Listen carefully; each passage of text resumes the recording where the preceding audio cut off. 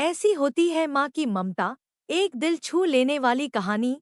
एक माँ की ममता, मातृप्रेम, जानकर आंखों में पानी आ जाएगा। ममता का अर्थ तो हम सब जानते हैं, यही ना कि एक माँ का अपने बच्चों के प्रति स्नेह। पर बहुत सारे लोगों को लगता होगा, प्यार, मोहब्बत और ममता में क्या अंतर है।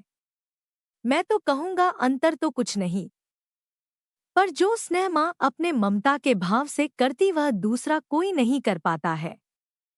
प्यार मोहब्बत तो सब करते हैं, पिता से लेकर प्रियकर या प्रेयसी तक, पर इनमें वह माँ वाला स्नेह नहीं होता।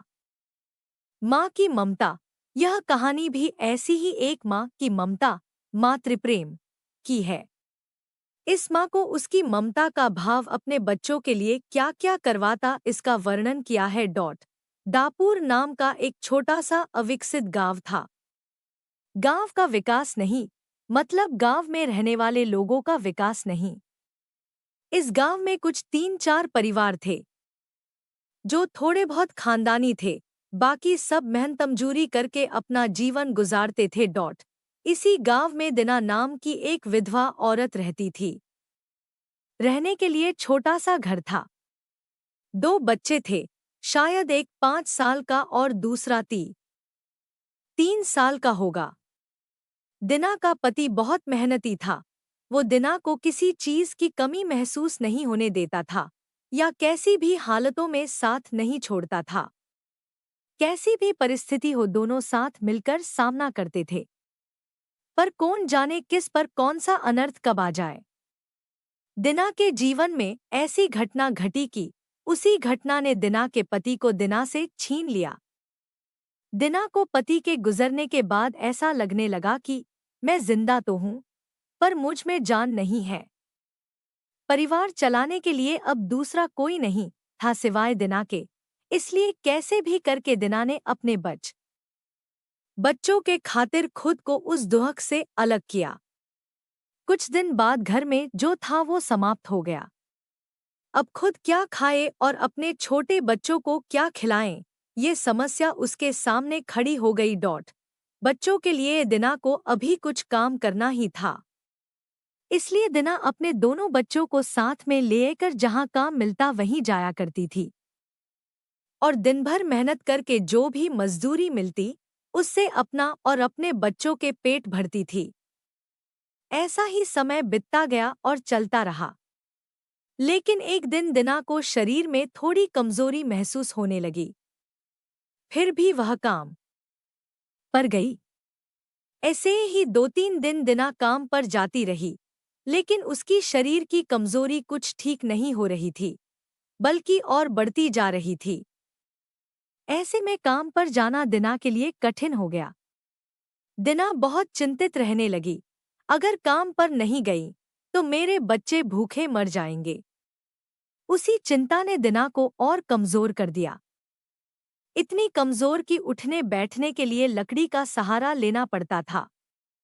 इस कारण उसके बच्चे भूखे मर रहे थे। खाने को कुछ न मिलने के कारण और अपने बच्चों को भूखे मरते देखकर वह लकड़ी की सहायता से आज यहाँ से कुछ मांगा तो अगले दिन दूसरी ओर से कुछ मांग के अपने बच्चों को खिलाती, पर खुद भूखी सो जाती थी। ऐसे ही एक दिन वह खुद जा न सकती थी, इसलिए अपने बच्चों को समझा के खाने के लिए कुछ मांगने के लिए गांव में भेज देती है। कुछ समय बाद बच्चे 2 चपाती और थोड़ी सी सब्जी लेकर लौटते हैं। 2 चपाती से 3 जन कैसे तृप्त होंगे, इसलिए वे 2 चपाती दोनों बच्चों को खिला देती हैं।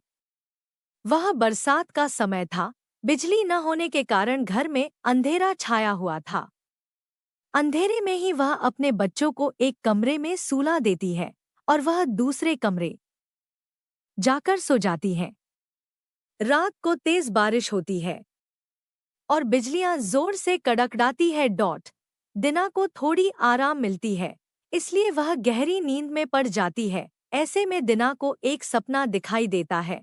वह एकदम तंदुरुस्त हो गई है, काम पर जाती है। वह सोचती है, अपने बच्चों को काफी समय से अच्छा खिलाया नहीं, इसलिए वह अपने बच्चों के लिए चविष्ट खाना बनाती है, बाद में अपने बच्चे और वह साथ में बैठकर खाना खाकर सो जाते हैं। आगे सपने में दिना ने देखा, उसके बच्चे जिस कमरे में सोए हुए थे, उस कमरे का छत गिरकर उनके दोनों बच्चे मर जाते हैं। सपने में से दिना एकदम उठकर खड़ी हो जाती है, जान में जान आ जाती है और अंधेरे में ही अपने बच्चों के कमरे की ओर चल पड़ती है। कमरे में जाकर अपने बच्चों को देखकर दिना चैन की सांस लेती है। उसी समय दिना को शरीर में ज्यादा कमजोरी महसूस होती है, जिससे वह नीचे गिर जाती है और फिर वहां से उठ ही नहीं पाती है।